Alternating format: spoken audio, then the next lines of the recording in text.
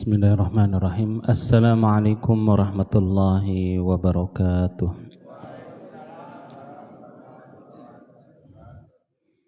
Innal hamdalillah nahmaduhu wa nasta'inuhu wa nastaghfiruh wa na'udzu billahi min shururi anfusina wa min sayyiati a'malina. May yahdihillahu fala mudilla lahu wa may yudlil fala hadiya lahu. Asyhadu an la ilaha illallah wahdahu la syarika lah wa asyhadu anna Muhammadan abduhu wa rasuluh la nabiyya wa la rasula ba'dah. Allahumma salli wa sallim ala nabiyyina Muhammad wa ala alihi wa sahbihi wa man ihtada bihadihi ila yaumiddin. Rabbi zidna ilma warzuqna fahma wa 'allimna ma yanfa'una. Allahumma inna nas'aluka min fadlika wa rahmatika fa innahu la yamlikuha illa anta. Allahumma inna nas'aluka ilman nafi'a wa rizqan tayyiba wa 'amalan mutaqabbala. Allahumma atina fid dunya hasanah wa fil akhirati hasanah wa qina 'adzabannar. Amin. Amma ba'du. Ma'asyiral muslimin wal muslimat, hadirin hadirat, bapak-bapak dan ibu-ibu rahimani wa rahimakumullah. Semoga kita senantiasa diberikan rahmat oleh Allah Subhanahu wa taala. Alhamdulillah, mari kita bersyukur kepada Allah. Allah mengabarkan, barang siapa yang mensyukuri nikmatnya, maka dia akan dimasukkan ke dalam surga, tidak akan disiksa di neraka. Ma yaf'alullahu bi'azabikum in syakartum wa amantum. Allah tidak akan mengazab kita selama kita bersyukur dan beriman. Bagaimana kita mensyukuri nikmat Allah agar kita tidak disiksa, yaitu dengan melaksanakan perintahnya dan meninggalkan larangannya. Salat kita kerjakan itu sebagai wujud syukur kita kepada Allah Subhanahu wa taala. Siapa yang salat 5 waktu, maka dia telah bersyukur kepada Allah. Apalagi kalau ditambah dengan salat tahajud, qiyamul lail, itu salat tahajud kita kerjakan juga karena bentuk syukur kita kepada Allah Subhanahu wa taala. Cara mensyukuri nikmat Allah dengan cara terbaik yaitu dengan cara salat. Mensyukuri nikmat harta yaitu dengan infak. Demikian pula dengan berkurban. Bapak Ibu yang mudah-mudahan dirahmati Allah, pada kesempatan pagi ini kita akan melanjutkan tafsir pembahasan surat Al-Fajr. Sebelumnya silakan bisa dibuka Al-Qur'annya di HP dan kita akan baca terlebih dahulu dari ayat 15 sampai selesai. A'udzu billahi minasy syaithanir rajim. Bismillahirrahmanirrahim.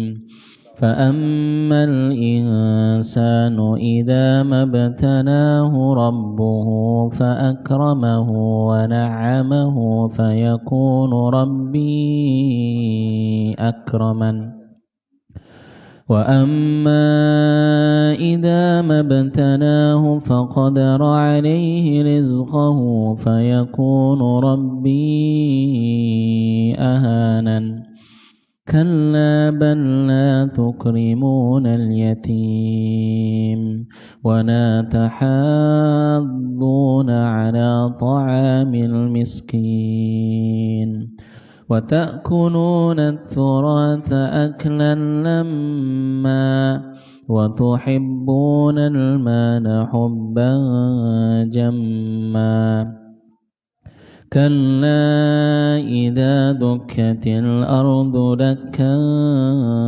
دكا وجاء ربك والملك صفا صفا وجيء يومئذ بجهنم يومئذ يتذكر الإنسان وأنى له الذكرى يقول يا ليتني قدمت لحياتي فيومئذ لا يعذب عذابه أحد ولا يوثق وثاقه أحد يا أيتها النفس المطمئنة ارجعي إلى ربك راضية مرضية فادخلي في عبادي وادخلي جنتي.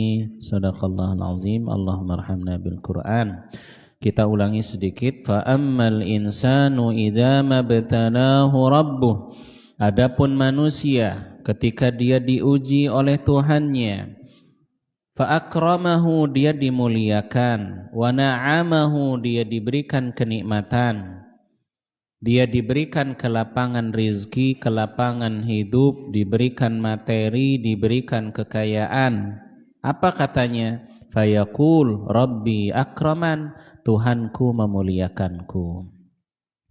Sebaliknya, wa amma, adapun idza mabtalah, ketika Allah mengujinya, faqadara alaihi rizqah, Allah sempitkan rizkinya. Fayaqul, apa kata orang kafir? Rabbi ahanan, Tuhanku menghinakanku. Ini adalah tolak ukurnya orang kafir. Orang kafir itu memandang kemuliaan itu kalau punya harta. Kalau hidupnya bahagia dan lapang, dia itu merasa Tuhan memuliakannya. Kalau rizkinya sempit dan sedikit, dia merasa Tuhannya meninggalkannya, membencinya, menghinakannya. Tidak seperti itu. Kelapangan rizki adalah ujian dari Allah. Sebagaimana kesempitan rizki itu juga adalah ujian dari Allah. Tidak berarti Tuhan itu Allah, kalau melapangkan rizki berarti dia dimuliakan. Kalau disempitkan rizki berarti dia hina di mata Allah. Tidak seperti itu. Kelapangan rizki dan kesempitan rizki adalah ujian yang Allah inginkan, yang Allah ingin lihat dari kita, bagaimana responnya kalau diberi kekayaan, apakah bersyukur dan tetap taat. Kalau diberikan kesempitan rezeki, kesempitan hidup, sedikit harta, kurang harta, bagaimana dia meresponnya? Apakah dia merespon kesempitan rezeki itu dengan bersabar dan dengan taat kepada Allah? Nah, orang yang beriman itu memahaminya seperti itu, sedangkan orang yang hatinya nggak ada iman, hanya peduli terhadap harta, hanya merasa senang kalau memiliki harta, merasa dimuliakan Tuhan kalau punya harta. Ini tolak ukur cara pandangnya orang kafir. Sedangkan orang beriman, kemuliaan dan kehinaan tidak ada pada harta, tidak ada kaitannya dengan harta. Ya, yang Allah ingin adalah siapa yang diuji dengan kelapangan rezeki, hasil ujian yang Allah inginkan bersyukur dan tetap bertakwa. Siapa yang diberikan sedikit harta, kurang harta, sempit rezekinya, yang Allah inginkan bagaimana agar dia itu bisa bersabar dan tetap taat kepada Allah. Saat punya uang dia taat kepada Allah, saat tidak punya uang dia tetap taat kepada Allah. Itu yang Allah inginkan. Sedangkan orang-orang Mekkah dahulu, orang-orang Quraisy, mereka itu begitu peduli dan begitu cintanya kepada harta. Ya, subhanallah. Sebagaimana salah seorang Quraisy itu ya, namanya Al-Walid bin Mughirah. Itu punya harta yang banyak, sampai di Taif punya banyak tanah hektaran. Di Mekah sama. Kemudian dia ini punya 10 anak laki-laki. Kalau dia itu jalan keluar, dia berjalan, samping kanannya 5 anak laki-lakinya tampan dan kaya-kaya. Samping kirinya 5 anak laki-lakinya tampan dan kaya. Sehingga ketika Nabi pergi ke Thaif, orang Thaif ngeliatin Nabi Muhammad, Nabi kok miskin kayak gini. Kata salah satu pembesar Thaif, "Hei Muhammad, apa Allah itu enggak menemukan orang lain untuk dijadikan nabi? Kenapa yang jadi nabi itu kenapa enggak orang yang memiliki Mekah dan Madinah yaitu Walid bin Mughirah? Kenapa kamu yang jadi nabi kayak gini, yatim miskin?" Jemaah yang mudah-mudahan dirahmati Allah, orang-orang kafir itu hanya peduli dengan kehidupan dunia dan enggak peduli dengan kehidupan setelah kematian. Bahkan Al-Walid bin Mughirah mengatakan ketika dia melihat tulang di jalan, dia ambil tulang yang sudah mau remuk itu, kemudian dia bawa, dia remukkan tulang itu. Apakah kalian enggak tahu? Muhammad bilang, kita kalau sudah mati dan jadi tulang begini, kita akan dihidupkan kembali. Ini orang-orang kafir. Ya, maka jemaah yang mudah-mudahan dirahmati Allah Subhanahu wa taala, sesuatu yang harus kita pahami dan yakini dan menjadi prinsip hidup seorang muslim, bahwa kemuliaan dan kebahagiaan itu, kebahagiaan hakiki, kemuliaan hakiki itu akan kita dapatkan kalau kita mentaati Allah. Kemudian yang kedua, maka hendaknya orang-orang beriman yang melakukan amal soleh merasa mulia di mata Allah. Merasa mulia ketika dia melakukan ketaatan. Merasa senang dengan ketaatan dan amal soleh yang ia kerjakan walau duitnya sedikit. Sehingga dia ini seorang mukmin yang melakukan amal soleh, izzah, kemuliaannya itu dengan iman. Orang kafir kemuliaan itu kalau punya harta. Sehingga orang kafir itu kalau punya harta sombong, bangga dan senang. Kalau nggak punya harta minder, malu-malu. Adapun orang beriman, kemuliaan itu, izzahnya ada pada saat dia beriman kepada Allah dan taat kepada Allah. Sehingga orang beriman ketika dia berjumpa dengan orang kaya, dia enggak minder, enggak malu-malu. Dan enggak merendahkan diri. Tidak menghambakan diri. Kepalanya tegak. Ini yang harus ada pada diri kita. Sehingga kita harus memahami dan meyakini. Fa innal izzata lillahi jami'a. Sesungguhnya kemuliaan itu milik Allah. Allah berikan kemuliaan bagi hambanya yang taat kepada Allah Subhanahu wa ta'ala. Maka orang-orang yang taat kepada Allah, kepalanya harus tegak, jangan minder, jangan malu di hadapan orang-orang kafir yang kaya. Ini izzah, ini kemuliaan. Sehingga sahabat Nabi itu ketika dia diutus jadi utusan duta sebelum perang, berjumpa dulu dengan para panglima, dengan raja-raja. Sahabat Nabi itu sebagaimana dalam salah satu kisah, helmnya enggak seperti helm pada umumnya, helm pakai buat pelindung perang, panci dipakai jadikan helm. Sandalnya sandal khas orang Arab, terompah, pakaiannya sederhana, kumuh. Tapi kemuliaan itu ada di dalam dirinya. Orang yang nggak pernah melihat istana, nggak pernah melihat karpet merah, nggak pernah melihat mahkota, tiba-tiba punya iman dan merasa mulia karena beriman kepada Allah dan Rasulnya, maka dijadikan duta menemui raja, panglima di dalam istana, di dalam tenda dengan karpet merah dan mewah. Kalau orang yang cinta harta, merasa mulia dengan harta, pasti akan minder kalau ketemu para panglima orang kafir.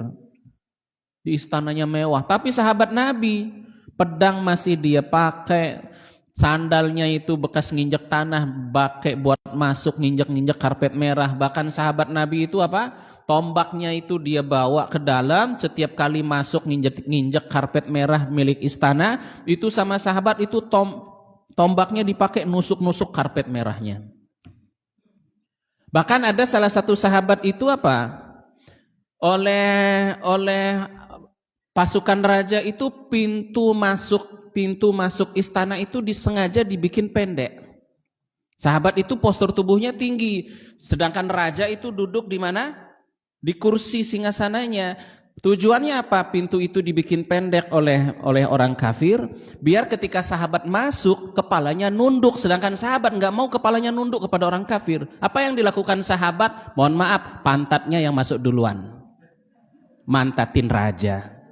Orang beriman izzah, nggak mau dia merasa hina di depan orang kafir. Sehingga orang-orang seperti ini yang menaklukkan dunia, yang menaklukkan Persia dan Romawi, nggak tergiur, nggak silau dengan dunia dan mewahnya yang dimiliki, kekayaan yang dimiliki oleh orang Persia dan orang-orang Romawi. Sampai segitunya, nggak mau dia masuk karena pintunya pendek, nunduk pantatnya dulu, mantatin raja. Wah, ini orang beriman nggak bisa ini kayak gini. Subhanallah, itu izzah, kemuliaan. Maka jamaah yang mudah-mudahan dirahmati Allah, ini adalah sesuatu yang harus kita pahami dan kita yakini, kemuliaan itu ada kalau kita taat kepada Allah.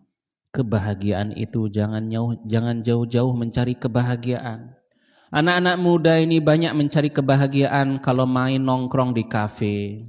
Tadi saya jam 4:05 itu ya, sebelum Andang, sebelum balik ke Mambang itu ada kafe 24 jam. Subhanallah, penuh itu parkiran, Pak. Kafe 24 jam, penuh parkiran. Saya lihat tengok kanan, anak muda itu begadang, Pak. Anak muda zaman sekarang, mahasiswa-mahasiswi merasa mulia kalau nongkrong di kafe. Merasa bahagia kalau cerita curcol sama teman-teman di kafe. Kebahagiaan itu ada di masjid. Kebahagiaan dan ketenangan itu saat kita baca Quran. Kebahagiaan dan ketenangan itu kita dapatkan kalau kita taat kepada Allah. Barang siapa yang mencari ketenangan dan kebahagiaan tidak pada ketaatan kepada Allah, kebahagiaannya palsu, ketenangannya palsu, hatinya akan terus gelisah sampai dia kembali kepada Allah, taat kepada Allah, melaksanakan perintah Allah, barulah dia mendapatkan ketenangan dan kebahagiaan. Makanya orang-orang kafir itu liburan ke sana kemari dalam rangka mencari kebahagiaan.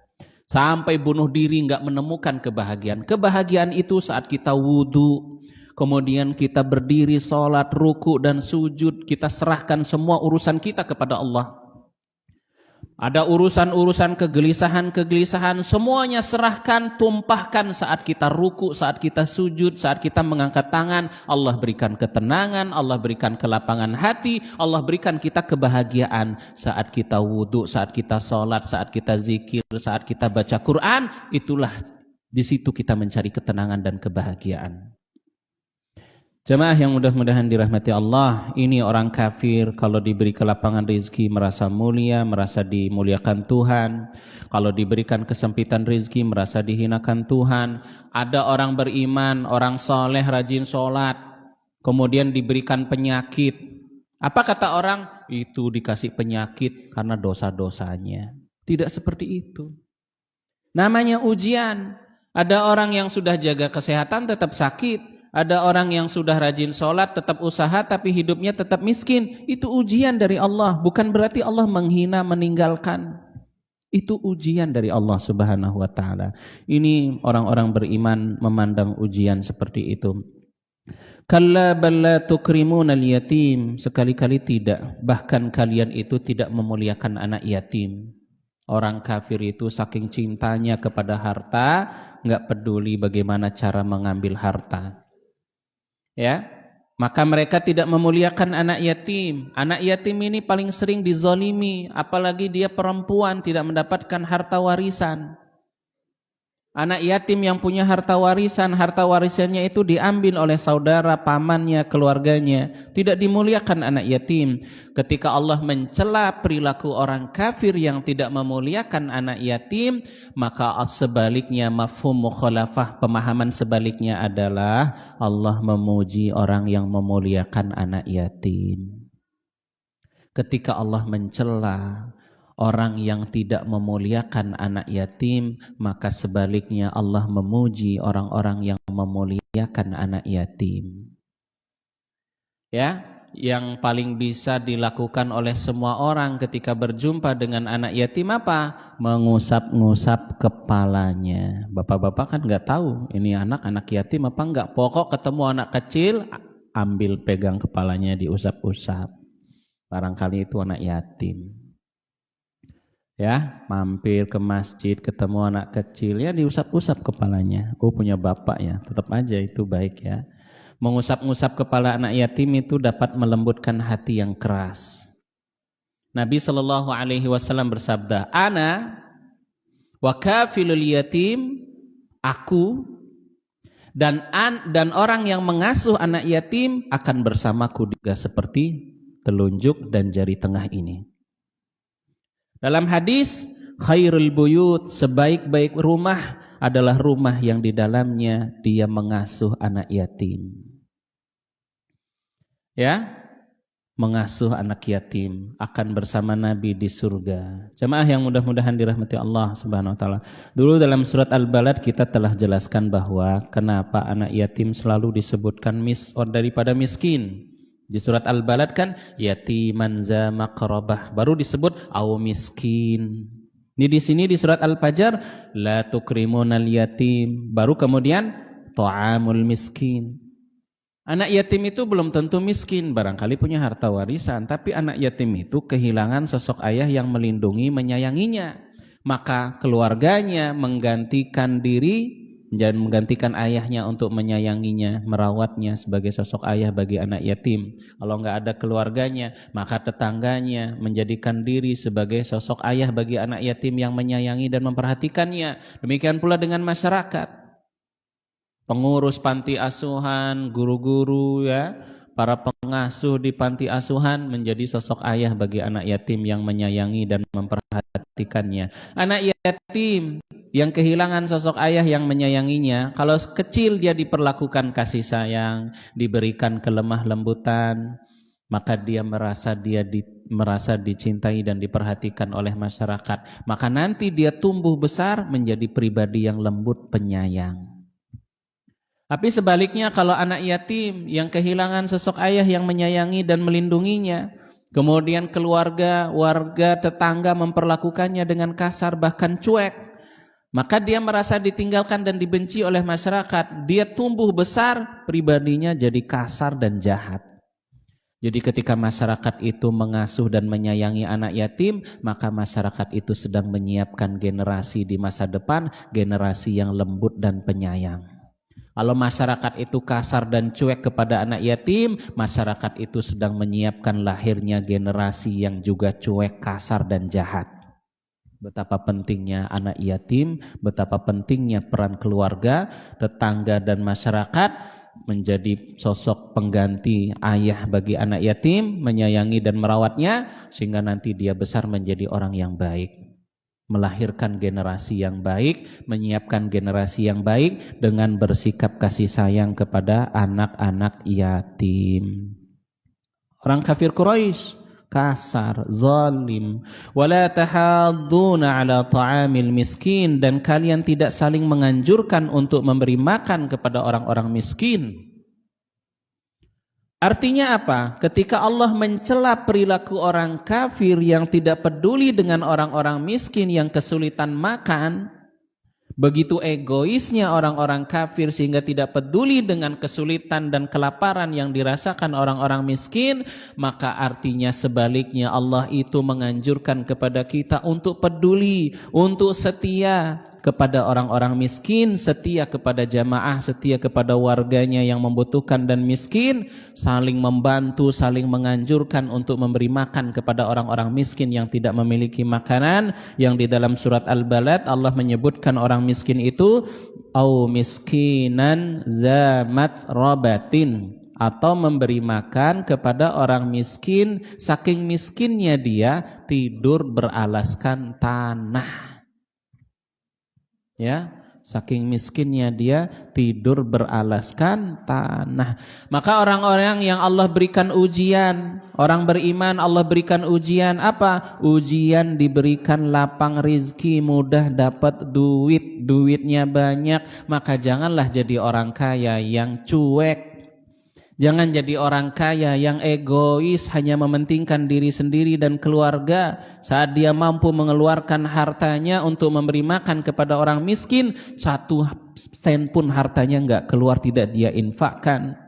Maka ini dicela oleh Allah, tidak saling menganjurkan memberikan makan kepada orang-orang miskin. Siapa yang menyibukkan diri dengan sholat, dengan ibadah, tapi hartanya di rekening aman, gak mau dikeluarin untuk membantu memberi makan kepada orang miskin, Allah tidak mencintainya. Seseorang tidak akan meraih manisnya iman, tidak akan menaih lan tanalul birra hatta tunfiqu mimma tuhibbun. Kalian itu tidak akan pernah mencapai kebaikan, ketakwaan sampai mengeluarkan apa yang paling kita cintai untuk diberikan kepada orang lain. Wala tahadduna ala ta'amil miskin. Jadi masyarakat muslim, orang-orang yang beriman adalah masyarakat yang saling tolong menolong, masyarakat yang saling menganjurkan untuk memberi makan dan memberikan santunan kepada anak yatim dan orang-orang miskin.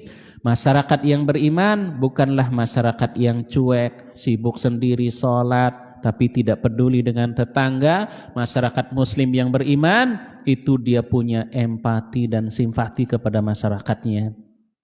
Ibadah itu bukan hanya sholat, tapi juga mengeluarkan harta. Barang siapa yang membahagiakan hati anak yatim, memberikan santunan.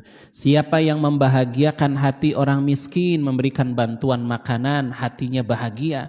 Maka Allah akan memberikan kebahagiaan yang lebih besar kepada para donatur, kepada para muhsinin, kepada orang-orang yang mengeluarkan hartanya, memberikannya kepada orang miskin yang membutuhkan makanan. Allah akan ganti dengan sesuatu yang lebih baik.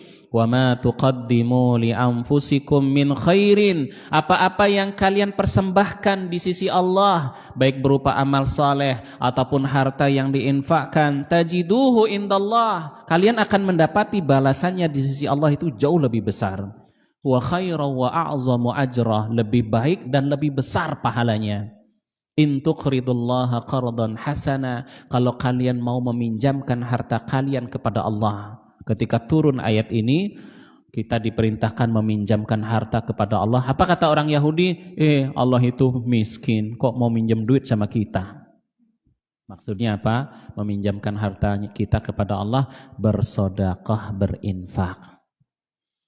Maka jamaah yang mudah-mudahan dirahmati Allah, di antara wasilah, sarana yang dengannya Allah mudahkan urusan kita, yang dengannya Allah keluarkan kita dari kesempitan hidup, yang dengan amal ini Allah akan memberikan kelapangan hati kepada kita, dengan amal ini Allah akan memberikan kita kebahagiaan. Apa itu? Sedekah. Sedekah. Siapa yang sedang punya masalah, banyak-banyaklah sedekah. Lagi punya masalah dengan istri, punya masalah dengan suami, punya masalah dengan anak, punya masalah hidup, masalah pekerjaan, sedekahlah. Maka sedekah itu akan mengeluarkan kita dari kesulitan. Sedekah itu mengeluarkan kita dari kesempitan menuju kelapangan hidup. Menolak bala, menjauhkan dari penyakit, sedekah. Yang cari pekerjaan tapi sulit mencari pekerjaan, sedekah. Ya, yang punya hubungan sulit, sedekah. Pokoknya apa? Sedekah. Yang sedang punya penyakit, sedang sakit, sedekah. Jemaah yang mudah-mudahan dirahmati Allah, apalagi itu kan sedekah itu menyenangkan, membahagiakan orang. Ya. Subhanallah gitu ya. Wala tahadduna ala ta'amil miskin wa ta'kuluna at-turatha aklan lamma. Tidak saling menganjurkan memberi makan kepada orang miskin, tidak memuliakan anak yatim, dan kalian itu ini turun kepada orang-orang kafir di Mekah dan kepada orang-orang yang punya sifat dan perbuatan seperti ini. Perbuatan apa? Kalian itu memakan harta pusaka warisan dengan begitu rakus dan banyaknya. Ya, ini buat saudara-saudara gitu ya. Bagi harta warisan dengan adil. Adil itu ya dengan cara sesuai dengan cara Islam, pakai ilmu waris. Kalau di Bali itu jamaah, anak perempuan itu nggak pernah dibangunkan rumah sama bapaknya. Yang dikasih rumah kalau di Bali itu yang anak laki-laki, karena bapaknya berpikiran anak perempuan yang nanti bakal ikut sama suaminya. Makanya di Bali itu anak perempuan tuh nggak dapat warisan, karena bakal dapat warisan dari suaminya. Ya, itu udah seperti itu hukum di Bali itu. Yang Hindu sama yang Muslim sama, Pak. Bapak saya juga sama, bapak saya juga dulu bangunin rumah buat saudara-saudara kakak-kakak saya yang laki-laki, yang anak perempuan nggak ada dibangunin rumah. Semua satu kampung semua di Bali itu rata-rata kayak gitu. Yang perempuan nggak dapat apa-apa. Tapi kalau warisan itu tetap dapat. Dalam Islam yang Muslim tetap bagi warisan. Ada yang juga adil bagi rata, ada yang nggak mau adil tapi pakai fikih waris. Ya, kalau yang Hindu, yang perempuan nggak dapat. Nah itu masyarakat orang kafir, harta warisan seharusnya diberikan juga kepada perempuan, tapi sama anak laki-laki, saudara laki-laki diambil semuanya. Maka ini perbuatan zalim. Apalagi harta warisan milik anak yatim dimakan. Orang yang memakan harta anak yatim, Allah mengancam, innama ya'kuluna fi butunihim illan nar. Mereka tidak memakan kecuali api neraka. Tidak memasukkan sesuatu ke dalam perut mereka kecuali api neraka.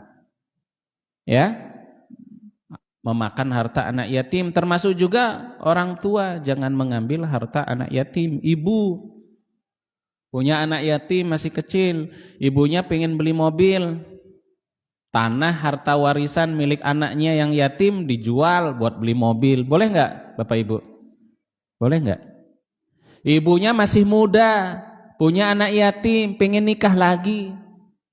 Nikah pakai harta warisan anak yatimnya, dijual rumahnya buat biaya nikah, buat jalan-jalan. Berarti ibunya makan harta anak yatim. Ini bahaya, ini dosa, banyak yang tidak sadar.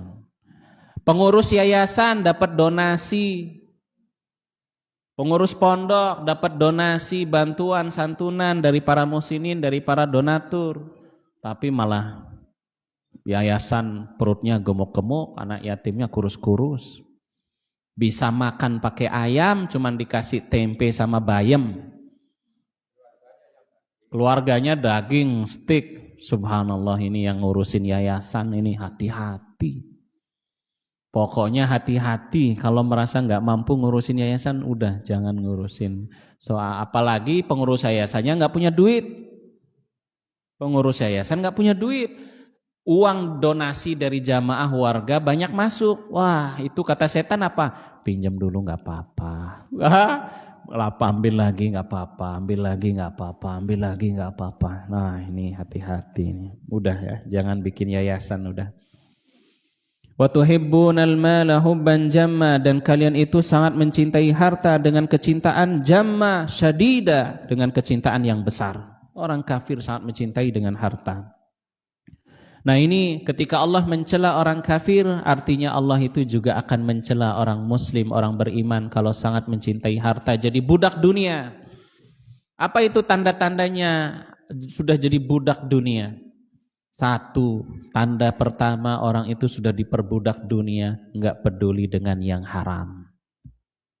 Harta halal itu apa? Harta yang sudah masuk rekening, walau terima suap, walau apa?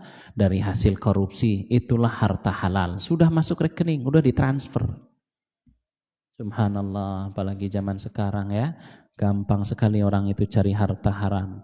Allah itu maha baik dan Allah itu memberikan kita rizki yang baik. Allah enggak memberikan kita rizki yang haram. Artinya kalau di depan kita ada yang haram kita bisa ambil, itu bukan rizki.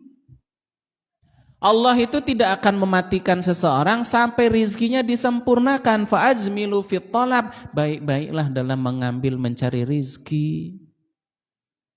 Kalau memang Allah itu menakdirkan untuk kita di masa depan akan punya uang 100 juta, pasti akan Allah kasih 100 juta. Tapi karena enggak sabaran, korupsi 100 juta. Dia ambil harta dengan cara haram. Kayak jamaah gitu ya, yang mohon maaf yang punya hutang gitu ya. Ngambil dari bank, dapat itu kucuran dana dari bank 200 juta. Tetap aja di masa depan dia akan dapat 200 juta, tapi karena enggak sabaran, akhirnya dia ngambil dengan cara riba. Maka Nabi sallallahu alaihi wasallam memerintahkan kita fa'ajmilu fit talab, baik-baik dan perbaguslah dalam mengambil harta dan mengambil rizki, jangan ambil kecuali yang halal saja. Siapa yang mengambil rizki yang halal maka dia diberikan keberkahan. Siapa yang mengambil rizki yang haram banyak tapi tidak ada berkah-berkahnya. Apa yang terjadi kalau hartanya haram, tidak berkah? Sakit-sakitan, anaknya durhaka, rumah tangganya cekcok terus, makan gak kenyang, tidur gak tenang, hidupnya kegelisahan selalu menghantui di hati, gak ada tenang, gak ada keberkahan karena harta haram. Sebaliknya orang yang mengambil harta halal diberikan keberkahan, ketenangan, keluarga bahagia, anaknya soleh dan solehah karena hartanya halal. Zaman sekarang kalau ada orang sholat 5 waktu, kemudian hartanya halal, ini sudah soleh. Walau dia nggak puasa, walau dia nggak banyak sedekah, walau dia belum haji, belum umroh, asal dia sholat 5 waktu, hartanya halal, dia udah disebut laki-laki soleh, perempuan solehah. Walau ibadahnya sedikit, walau yang dikerjakan cuman yang wajib, asal hartanya halal. Siapa yang hartanya halal, doanya mustajab. Di antara sebab yang mendatangkan doa mustajab, hartanya halal.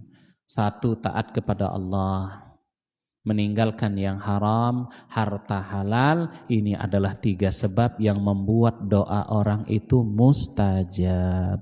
Sahabat Nabi Sa'ad bin Abi Waqqas meminta, ya Rasul, doakanlah untukku agar doaku mustajab. Maka Nabi bersabda kepada Sa'ad bin Abi Waqqas, ya, kul halalan, khuz halalan, ambil yang halal, makan yang halal. Fima makna.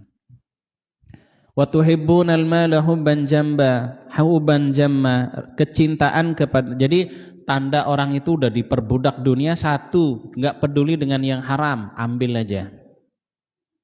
Yang kedua, tanda orang itu diperbudak oleh dunia apa? Sudah datang waktu melaksanakan kewajiban, dia tunda, dia akhirkan, dia tidak sholat, sibuk dengan pekerjaannya. Ya, sudah dia bisa sholat tepat waktu, tapi dia undur-undur.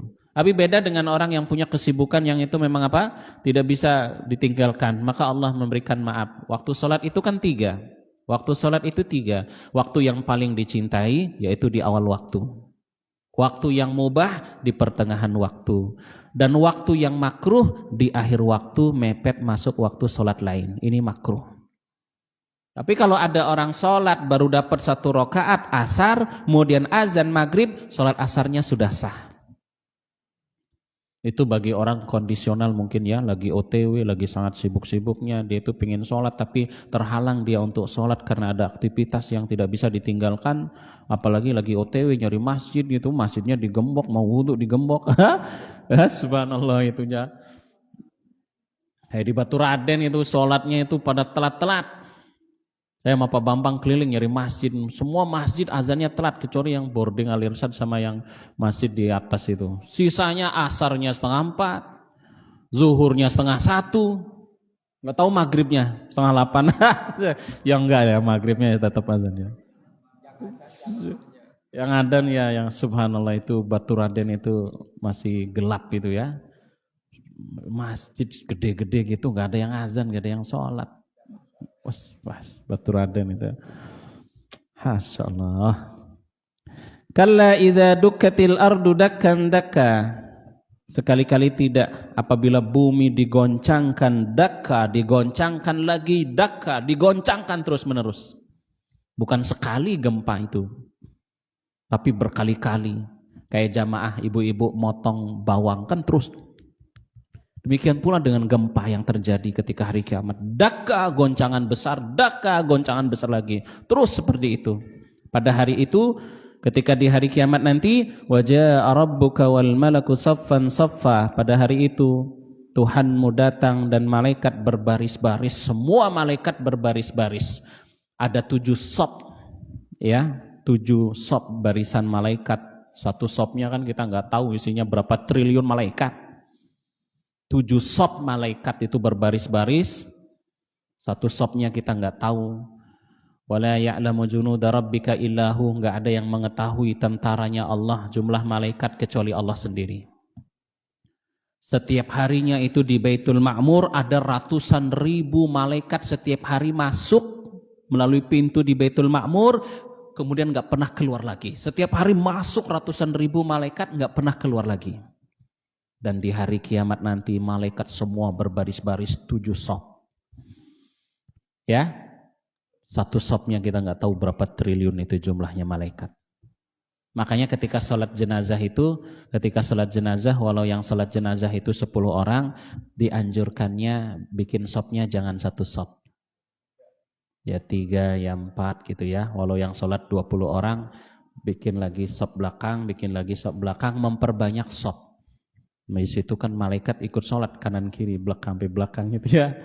Mendoakan orang beriman. Disebabkan sholat jenazahnya 40 laki-laki yang tidak berbuat syirik, 40 laki-laki sholat jenazah tidak berbuat syirik, maka si mayit mendapat ampunan selamat dari siksa kubur karena sholat jenazahnya orang, diantaranya 40 orang yang. Bagaimana kalau 30? Oh 30 orang gak berbuat syirik. 20 orang gak berbuat syirik, doanya mustajab. Sehingga si mayit diampuni dosanya. Waji'a yauma idzin bi jahannam, pada hari itu didatangkan neraka jahanam atau ditampakkan neraka jahanam. Pada hari ketika manusia diperlihatkan neraka jahanam yang begitu menakutkan, siksaannya menyakitkan. Yauma idzi yatadzakkarul insan, pada hari itu manusia baru teringat. Anna lahu dzikra, penyesalannya sudah enggak bermanfaat. Maka sebaik-baik penyesalan saat masih sehat.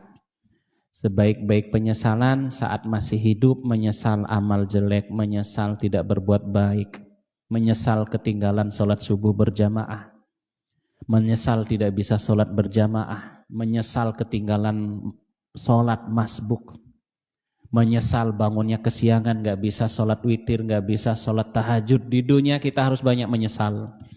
Sebelum datang hari penyesalan, anna lahu dzikra, enggak bermanfaat lagi penyesalan pada hari itu. Yaqulu ya laitani qaddamtu li hayati, manusia berkata, ya sekiranya apa yang aku lakukan dahulu di dunia adalah kebaikan. Fa yauma idzil la yu'azzibu 'azabahu ahad, pada hari itu tidak ada yang memberikan siksaan yang begitu keras kecuali Allah Subhanahu wa taala. Wala yusiku wasaqahu ahad, pada hari itu tidak ada yang mampu mengikat begitu kuat seperti ikatan yang Allah Subhanahu wa taala berikan kepada setiap penghuni neraka jahanam. Setiap penghuni neraka jahanam lehernya dirantai, dan satu rantai penghuni neraka jahanam itu dipegang oleh 70.000 malaikat. Mereka meronta-ronta ingin keluar, ingin kabur, dipegang satu rantai 70.000 malaikat. Subhanallah jamaah ya. Maka Allah mengatakan tidak ada yang bisa mengikat sebagaimana Allah mengikat penghuni neraka jahanam. Satu penghuni neraka dipegang 70.000 malaikat. Kalau jamaah itu ngerbahin sapi, berapa orang tuh megang sapi? Tapi Mas Juleha udah profesional ya. Tinggal pasang tali-tali gitu, kaki, leher di selangkangan, wes beres. Nyembelihnya dengan tenang. Berapa detik, sret. Lehernya udah koyak, darah udah mengalir. Subhanallah. Karena penghuni neraka jahanam itu Bapak Ibu, nauzubillah min zalik, fisiknya dibuat oleh Allah besar. Giginya penghuni neraka jahanam itu seperti sebesar gunung Uhud. Tebal kulitnya penghuni neraka jahanam setebal 3 hari perjalanan. Berapa kilo itu jamaah jalan kaki 3 hari? Segitu tebalnya penghuni neraka jahanam. Ya, maka mereka tuh diikat, dipegang sampai ribuan malaikat. Ya, ini pemandangan yang mengerikan bagi orang-orang kafir. Nah, di akhir surat Al-Fajr Allah menampilkan pemandangan yang indah, pemandangan yang dirindukan, kondisi yang dirindukan orang-orang beriman. Kalau yang tadi siksa neraka yang menakutkan, sekarang yang membahagiakan, yang menenangkan jiwa. Ya ayyatuhan nafsul mutmainnah, wahai jiwa yang tenang. Apa itu jiwa yang tenang? Jiwa yang beriman kepada Allah, jiwa yang taat kepada Allah, jiwa yang membenarkan semua kabar perintah Allah, jiwa yang meninggalkan larangan-larangan Allah, jiwa yang melaksanakan kewajiban-kewajiban Allah. Mutmainnah, irji'i, kembalilah ila rabbik, kepada Tuhanmu, radiyatan mardiyah, diridhoi. Allah ridha dan engkau diridhoi. Allah ridha, dan engkau wahai jiwa yang tenang juga ridho kepada Allah Subhanahu wa taala. Ya, maka jamaah yang mudah-mudahan dirahmati Allah, hendaknya kita ini di dunia menjadi orang yang tenang, salat mantap, kewajibannya dikerjakan, larangan yang haram ditinggalkan, dan kita meninggal dalam kondisi baik. Fadkhuli fi ibadi, masuklah ke dalam golongan hamba-hambaku. Golongan hamba yang bagaimana? Yaitu golongan hamba yang saleh. Karena itu kita berdoa ya agar dimasukkan ke dalam golongan hamba-hamba ini, yaitu tawaffani muslima wa alhiqni bis salihin. Wafatkan aku sebagai seorang muslim dan masukkan aku ke dalam golongan orang-orang yang saleh. Wadkhuli jannati, dan masuklah ke dalam surgaku. Semoga Allah memasukkan kita semua ke dalam surganya.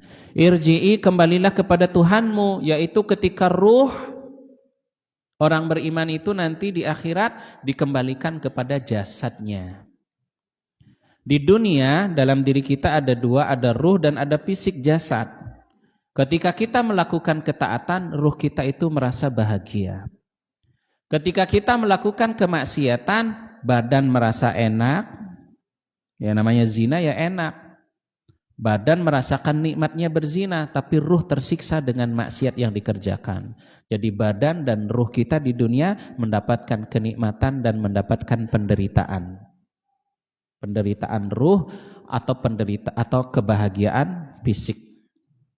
Sedangkan di dalam kubur yang disiksa adalah ruhnya. Walau orang itu mati dibom, walau orang mati terbakar, tubuh sudah hancur.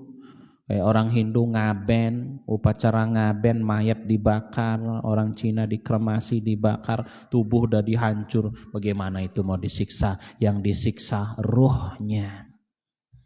Ketika nanti di akhirat orang-orang beriman, wahai ruh jiwa yang tenang, kembalilah ke fisikmu, kemudian dihidupkan kembali, maka nanti di akhirat orang beriman mendapatkan kebahagiaan, kenikmatan ruh dan kenikmatan fisik berupa makanan, buah-buahan dan bidadari. Ruhnya mendapatkan kenikmatan karena Allah ridho dan dia dekat kepada Allah di surga. Penghuni neraka yang disiksa dua, disiksa ruhnya sebagaimana ruhnya disiksa dalam kubur, sedangkan fisiknya sudah hancur dimakan tanah, tapi ruhnya tetap hidup dan dia tetap disiksa sampai hari kiamat. Maka nanti di neraka yang disiksa dua, ruhnya dan fisiknya merasakan siksa neraka. Na'udzubillah min zalik. Kebahagiaan pertama yang Allah berikan kepada orang beriman saat sakaratul maut. Maka Nabi SAW bersabda, Ya bunai, in hafizta wasiyati fala yakunanna syai'un ahabbu ilaika minal maut. Wahai anakku Anas bin Malik, kalau engkau melaksanakan wasiat perintahku, maka tidak ada sesuatu yang lebih engkau cintai daripada kematian. Kenapa ya? Apa yang terjadi saat kematian orang beriman? Ditampakkan surga, hatinya bahagia. Datang malaikat, wanasyitati nashta, malaikat-malaikat yang berwajah ramah teduh, mencabut nyawa orang beriman dengan lembut. Jadi orang beriman saat sakaratul maut, dia mendapatkan kebahagiaan pertama. Di dunia cuma ngeliatin jamaah, cuma ngeliatin masjid, tapi saat sakaratul maut, dia melihat wajah malaikat yang ramah dan teduh.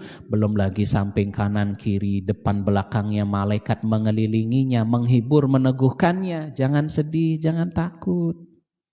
Sehingga orang beriman saat sakaratul maut, wajahnya tenang, hatinya bahagia. Dia melihat surga, melihat malaikat. Sebaliknya orang-orang kafir.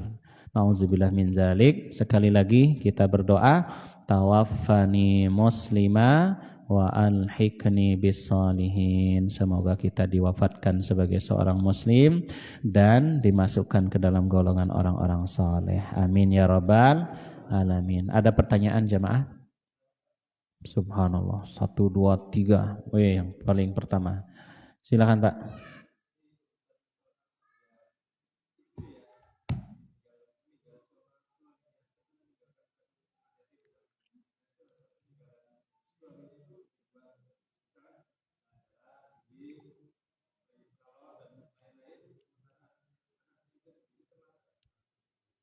Anak yatim itu anak masih kecil belum balik, bapaknya meninggal, bukan bapaknya minggat atau kawin lagi dengan janda sebelah. Jadi nggak bisa disebut yatim. Hidupnya seperti anak yatim tapi dia bukan anak yatim. Ini malah sangat berbahaya. Bapaknya meninggal saja, anak yatim kalau diperlakukan kasar itu anak yatim bisa jadi jahat. Apalagi bapaknya meninggal, hidup nikah lagi sama janda muda, anaknya bakal bisa lebih galak dan kasar. Sehingga lahir anak-anak yang perilakunya jahat itu karena bapaknya nggak tanggung jawab, nikah lagi nggak tanggung jawab. Ya, mungkin itu pertanyaannya ya. Bapak meninggal.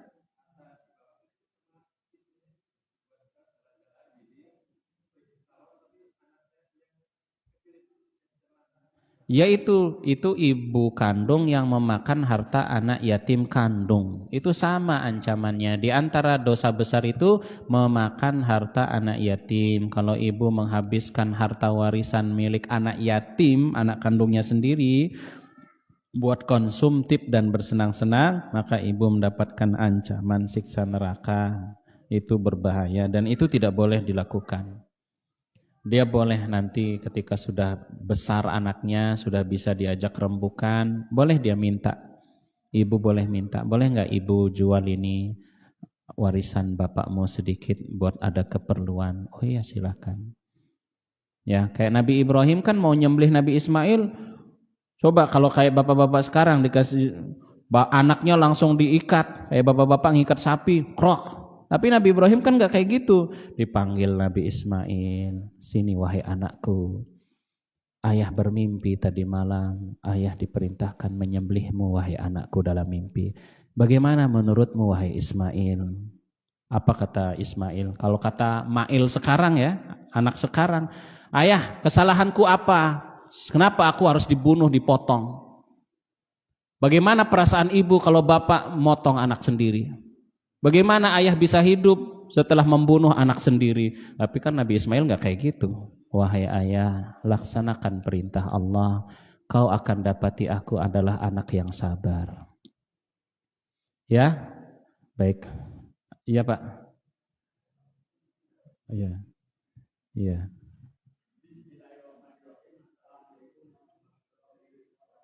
Assalamualaikum warahmatullahi wabarakatuh.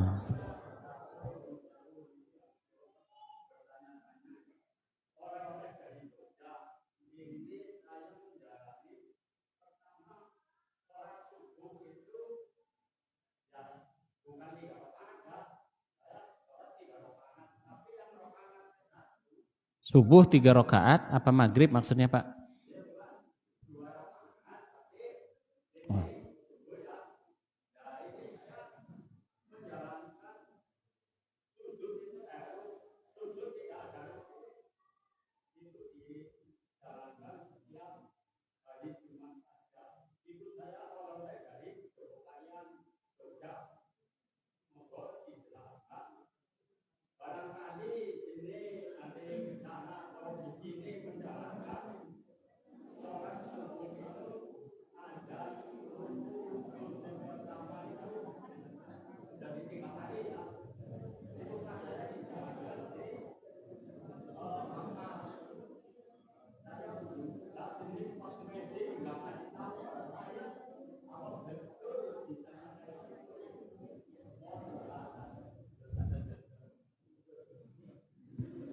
Ya, mungkin bagi yang uzur nggak bisa sujud, tapi sujudnya posisinya duduk, begitu ya?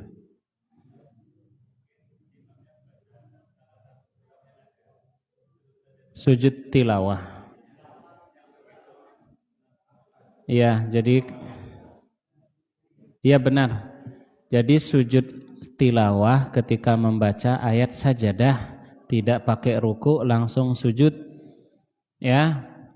Fasjudu lillahi wa'budu, maka imam takbirnya agak lama, takbirnya agak dipanjangin biar jamaah bisa bedain ini takbir untuk ruku, ini takbir untuk sujud tilawah. Allahu akbar. Oh jamaah langsung ngerti, oh ini sujud tilawah bukan ruku. Ya, kemudian berdiri lagi, Allahu Akbar, lanjutin ayat. Kalau posisi ayatnya sujud tilawah itu ayat sajadah, posisi ayatnya di akhir surat, berdiri lagi, Allahu Akbar, baca surat yang lain, baru kemudian ruku, Allahu Akbar. Jadi posisi ayat sajadahnya di akhir surat, nanti boleh sujud tilawah atau boleh tidak sujud tilawah, karena saat sujud kan tetap bakal sujud nanti. Ya, mungkin itu maksudnya ya Pak ya. Mungkin itu maksudnya ya Pak. Sujud tilawah langsung sujud, tidak pakai ruku. Iya, benar. Sujud tilawah itu sebagai bentuk ketundukan kita kepada Allah saat disuruh tunduk. Sujud tilawah ataupun sujud dalam sholat itu sebagai bentuk tunduknya kita pada perintah Allah. Nabi Ibrahim kan disuruh nyembelih Ismail, kita cuma disuruh sujud, masa nggak mau sujud? Nabi Ibrahim kan mengorbankan Ismail. Hajar istrinya mendengar kabar suaminya mau nyembelih anaknya, gimana nih respon ibu-ibu sebagai istri? Halo ibu-ibu. Kalau ibu-ibu jadi Hajar mendengar suaminya mau nyembelih anak, gimana respon ibu-ibu? Nangis, pukul-pukul, jambak-jambak, guling-guling, drama, sinetron. Tapi nak Hajar ketika mendengar bahwa suaminya Ibrahim mau menyembelih Ismail, ya Allah, aku pasrah kepadamu. Pasrah. Ya Allah, aku nurut perintahmu. Ikhlas. Hajar itu anaknya mau disembelih bapak suaminya sendiri. Ya enggak nengokin kayak gini ya. Enggak nengokin Ibrahim lagi bawa Ismail pakai baju putih. Ya pasti menjauh ya, nggak mau ngelihat, nggak tega melihat. Nabi Ismail aja ketika wajahnya masih melihat bapaknya, ketika golok sudah dipegang, anaknya Nabi Ismail bilang, wahai ayah, hadapkan wajahku ke bawah agar engkau tidak melihat wajahku dan agar aku tidak melihat wajahmu, wahai ayah. Subhanallah ya. Nabi Ismail sabar, kurban. Nah, kita ini disuruh sujud ketika membaca ayat Al-Quran yang di dalamnya ada perintah sujud. Apa yang terjadi ketika kita sujud? Setan nangis. Kata iblis ketika melihat kita sujud, iblis setan itu nangis. Kata iblis, kata setan, dulu aku disuruh sujud kepada Adam, aku menolak sujud, maka aku dilaknat oleh Allah dan diusir. Adam ketika disuruh sujud maka dia sujud, maka Allah muliakan Adam. Itu iblis itu nangis kalau ngelihat kita sujud. Ini yang pertama. Yang kedua, apa yang terjadi kalau kita sujud satu sujud? Dosa diampuni dan derajat kita di surga ditinggikan. Siapa yang banyak sujudnya, maka dia akan bersama Nabi di surga. Jadi sahabat Nabi Nabi berkata kepada sahabat Nabi, mintalah sesuatu, aku akan doakan untukmu. Bagaimana Bapak Ibu kalau kita di depan Nabi, kemudian Nabi bilang, minta sesuatu, aku akan doakan, pasti mustajab. Sahabat Nabi nggak minta macam-macam. Sahabat Nabi bisa aja, saya minta istri 4 cantik-cantik. Minta punya ini, punya onta, punya kuda, punya emas, punya perak. Sahabat Nabi mintanya satu, aku tidak minta apa-apa wahai Nabi, doakanlah agar aku bisa bersamamu di surga. Cuman itu permintaannya. Bahkan sahabat Nabi itu apa? Sedih membayangkan ketika Nabi meninggal. Wahai Nabi, kami bisa bersamamu, melihatmu, satu majlis denganmu, tapi ketika engkau meninggal wahai Nabi, engkau masuk surga wahai Nabi, engkau berada di level derajat surga bersama para Nabi, sedangkan kami di bawah tidak lagi bisa bersamamu wahai Nabi. Maka Nabi bersabda, anta ma'aman ahbabta, engkau di surga bersama orang yang engkau cintai. Siapa yang engkau cintai, kau bisa bersamanya di surga. Ini hadis membuat sahabat Nabi semadinah bahagia. Walau nanti Nabi meninggal, tetap bisa bersama Nabi di surga. Kalau tadi yang mengasuh anak yatim bersama Nabi di surga seperti jari telunjuk dan tengah. Terakhir Pak, silakan Pak. Iya. Assalamualaikum warahmatullahi wabarakatuh.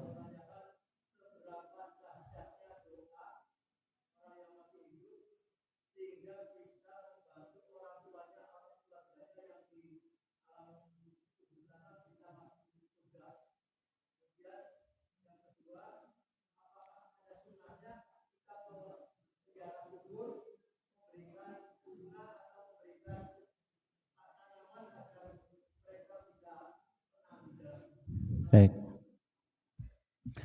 Yang pertama, disebabkan doa-doa anak-anak yang saleh untuk orang tuanya, yaitu doa Rabbighfirli wa liwalidayya warhamhuma kama rabbayani shaghira, atau doa saat doa salat jenazah dipakai doa harian untuk orang tua, Allahumma ighfir lahu warhamhu wa'afihi wa'fu anhu, teringat dengan ayah almarhum, Allahumma ighfir lahu warhamhu wa'afihi wa'fu anhu, teringat dengan ibu kandung almarhumah, Allahumma ighfir laha warhamha wa'afiha wa'afiha wa'fu anha. Disebabkan karena doa-doa anak-anak yang saleh untuk orang tua, maka orang tuanya itu diampuni dosanya. Kalau ada orang tua mendapatkan sempit dan gelapnya kuburan, disebabkan doa anaknya, kuburannya jadi lapang dan bercahaya. Kalau ada na'udzubillah orang tua mendapatkan siksa di dalam kubur, disebabkan anaknya 5 kali sehari saat sholat selalu doain orang tua, maka orang tuanya itu dibebaskan dari siksa kubur. Disebabkan karena doa anak, ada orang tua masuk neraka, anaknya bisa keluar dari api neraka. Jadi ini adalah bakti yang paling dinanti oleh orang tua yang sudah meninggal. Bakti yang paling dinanti orang tua yang sudah meninggal, ya doa-doa kita minimal 5 kali sehari. Rabbighfirli wa liwalidayya warhamhuma kama rabbayani shaghira, Allahumma ighfir lahum warhamhum wa'afihim wa'fu anhum. Itu dahsyatnya doa dari anak soleh masih hidup kepada orang tua. Ini di dalam kubur dan di akhirat. Kalau orang tuanya masuk surga, tiba-tiba derajat orang tuanya itu dinaikkan, sehingga orang tua heran, padahal di dunia cuman sholat, cuman ngaji, kok bisa derajatnya naik? Dari mana ini? Kata malaikat, ini dulu anak kamu rajin doain kamu, karena anaknya mendoakan agar Allah mengampuni dosa orang tua, yaitu kembali lagi ke Rabbighfirli wa liwalidayya warhamhuma kama rabbayani shaghira, anak bapaknya itu naik derajat surga. Apalagi anaknya ahli Quran. Apalagi anaknya ahli Quran.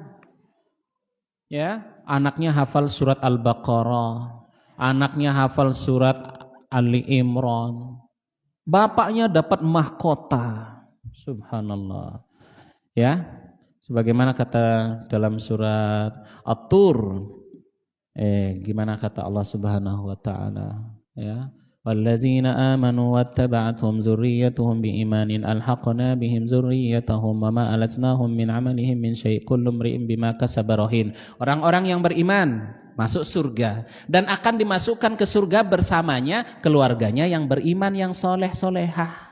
Jadi disebabkan satu anak solehah masuk dia ke surga, bapaknya juga ikut nyusul, kakeknya ikut nyusul, cucunya ikut nyusul, semuanya surga sebarang karena ada yang soleh. Pentingnya anak soleh satu keluarga harus ada yang solehah, sehingga dengannya satu keluarga itu selamat masuk surga semua.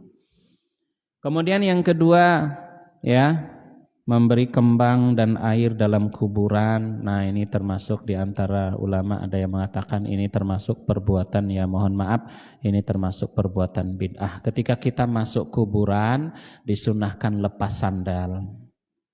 Tapi kalau ternyata dalam kuburan banyak duri, enggak apa-apa sandalnya dipakai. Ustadz, lepas sandalnya, kan masuk kuburan sunahnya lepas sandal. Di sini banyak duri, Pak. Saya pakai sandal enggak apa-apa, Allah maafkan saya. Dia tetap lepas sandal. Masuk ke dalam semakin kena duri. Tuh kan sunnah Nabi ya. Lihat juga kondisi ya. Allah maafkan gitu. Masuk ke kuburan lepas sandal. Yang kedua ucapkan salam. Assalamualaikum warahmatullahi. Ya. Gimana doanya? Assalamualaikum ya ahlal kubur, as'alullah lana wa lakumul afiyah, ana insyaallah bikum lahikun. Keselamatan bagi kalian wahai penghuni kubur, aku bakal nyusul kamu nanti. Gitu artinya ya. Kemudian yang ketiga, sunnahnya di dalam kubur, sunnahnya di kubur apa? Jangan melewati, melangkahi, duduk atau berdiri di depan, di atas kuburan orang. Kayak bapak-bapak lagi tidur dilangkahi, gimana perasaannya? Orang itu duduk di atas bara api lebih baik baginya daripada berdiri duduk di atas kuburan orang. Itu enggak boleh. Melangkahi enggak boleh, duduk di atasnya jangan. Makanya kalau punya tanah wakaf ini mumpung di awal itu kasih batas-batas bisa buat lewat. Jadi enggak melewati di atas kuburan orang. Kemudian yang keempat, sunnah dalam kubur apa? Mendoakan. Allahumma gfir lahum warhamhum wa'afihim wa'fu anhum. Jadi Bapak Ibu kalau ziarah jangan cuman Bapak Ibunya yang didoakan. Jangan cuman keluarga yang didoakan. Doakan Allahumma gfir lil muslimin wal muslimat wal mu'minin wal mu'minat al ahya'i minhum wal amwat. Atau doa Allahumma gfir lahum warhamhum wa'afihim wa'fu anhum. Itu cukup. Tidak perlu bawa air, siram air. Tidak perlu bawa kembang, kasih kembang. Tidak perlu. Baik, demikian, terima kasih. Alhamdulillahirabbil alamin. Subhanakallahumma bihamdika asyhadu an la ilaha illa anta astaghfiruka wa atubu ilaik. Assalamualaikum warahmatullahi wabarakatuh.